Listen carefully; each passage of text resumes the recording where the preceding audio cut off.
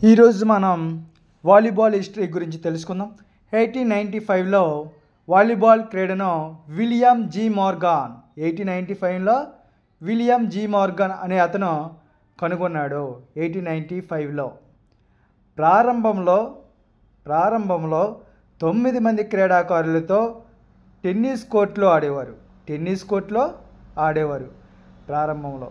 అయితే ఈ క్రీడను మింటోనెట్ అనే పేరుతో పిలిచేవారు ప్రారంభంలో.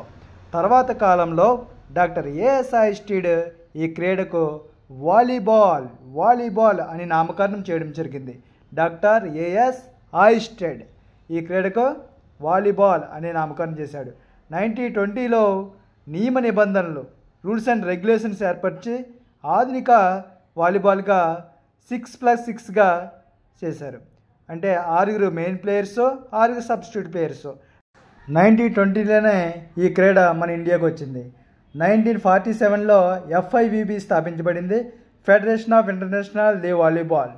దీనిలో సుమారుగా 222 దేశాలు సభ్య దేశాలుగా ఉన్నాయి. అయితే ప్రపంచంలో ఎక్కువ దేశాలు ఆడేటువంటి క్రీడగా 1964లో ఒలింపిక్స్ గేమ్ను ప్రవేశపెట్టారు. భారతదేశానికి క్రీడ అమెరికన్ మిషనరీ స్కూల్స్ ద్వారా YMCA